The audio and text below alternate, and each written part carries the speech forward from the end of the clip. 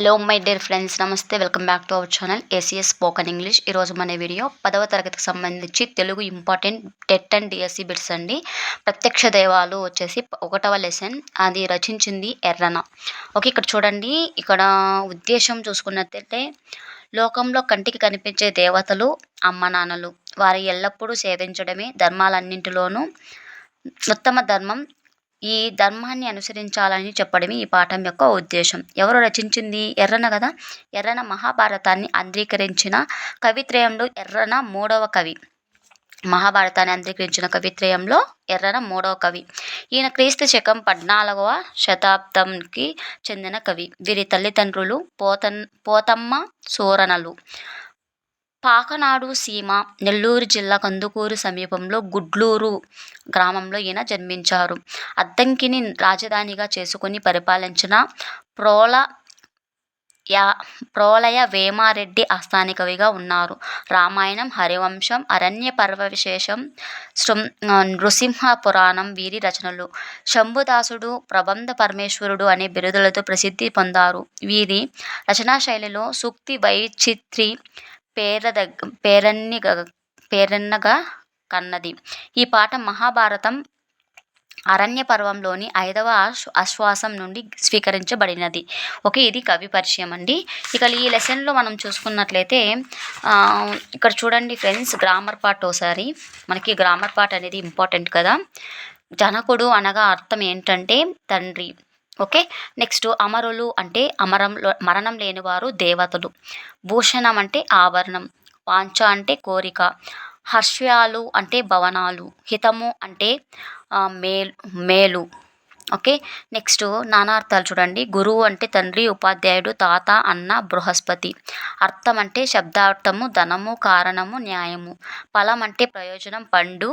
సంతానం బహుమానము. బుధుడు అంటే పండితుడు, దేవత, బుధ గ్రహము. వంశం అంటే అవ్వయము, వెదురు, బాణము, సమూహము. ఓకే, నెక్స్ట్ వ్యుత్పత్త్యార్థాలు చూడండి.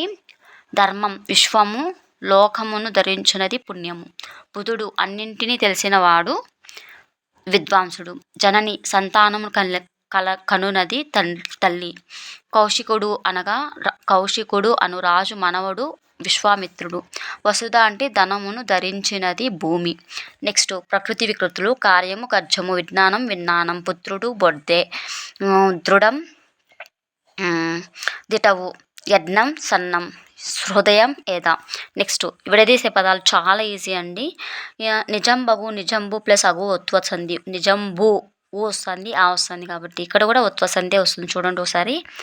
ఇవి మూలంబు ప్లస్ అయినది, మూలంబైనది. ఉదాహరణకి ఒత్వ సంధి.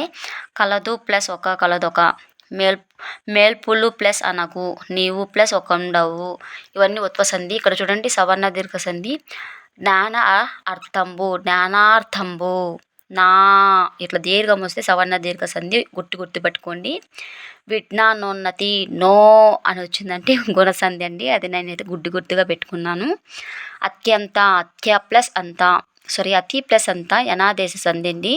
ధర్మాత్ముడు రా వచ్చాడు చూడండి, ఇక్కడ దీర్ఘము, అందుకని ఇక సవర్ణ దీర్ఘ సంధి. ఓకే, నెక్స్ట్ ఈ మహాత్ముడు, ఈ ప్లస్ మహాత్ముడు, ఇం మహాత్ముడు. ఇదేంటి? త్రికసంధి అండి. త్రికసంధి అంటే ఇక్కడ చూడండి. ఆ, ఈ, ఏలు త్రికంబులనడుగు. ఈ చూడండి ఇక్కడ ఆ, ఏ చూడండి. ఆ పతివ్రత, అపతివ్రత, ఏమయిన్. ఈ విధంగా వస్తే త్రికసంధికి ఉదాహరణగా చెప్పవచ్చు. నెక్స్ట్ విగ్రహ వాక్యం రాసి ద్వంద్వ సమాసం పేరు రాయండి. జననీ జనకులు. ఇక్కడ 2 పదాలు ఉన్నాయి చూడండి, అందుకని ద్వంద్వ. ఫలపుష్పములు, ఫలము పుష్పము 2. ఇక్కడ ద్వంద్వ అనమాట. వస్త్రాభూషణములు, వస్త్రములు భూషణములు. భక్షోశేషములు, భక్ష్యమును భోజ్యమును. ఈ 2 అన్నీ కలిపి ద్వంద్వ సమాసమే. నెక్స్ట్ ఇది విడదీయాలి. రాసి సమాసం పేరు రాయమన్నారు. ధర్మమైన పథం, ధర్మపథం, విశేషణ మైన అని పోల్చినాం చూడండి. ఆ విధంగా ఉంటే విశేషణ పూర్వపద కర్మధారయ సమాసం. ఇది కూడా అదే. యొక్క అని వచ్చిందంటే షష్ఠీ విభక్తి ఉంది కదా! అలాగే షష్ఠీ తత్పురుష సమాసం అవుతుంది. ఓకే. నెక్స్టు అనిడి, అనిడి అనొస్తే రూపక సమాసం అండి. ఓకే. ఏంటి? రూపక సమాసం. నెక్స్ట్ ఇవి ఛందస్సు గురించి అందరికీ తెలిసిందే. నెక్స్టు చూడండి, ఇది ఫ్రెండ్స్ ఇవాల్టి వీడియో అయితే. మీకు కనుక ఈ వీడియోలు నచ్చినట్లయితే తప్పకుండా మన ఛానల్ని సబ్స్క్రైబ్ చేసుకోండి. మరొక ఇంట్రెస్టింగ్ వీడియోతో మీ ముందుంటాను. Thank you so much for watching. Subscribe our channel. Thank you friends. Subscribe.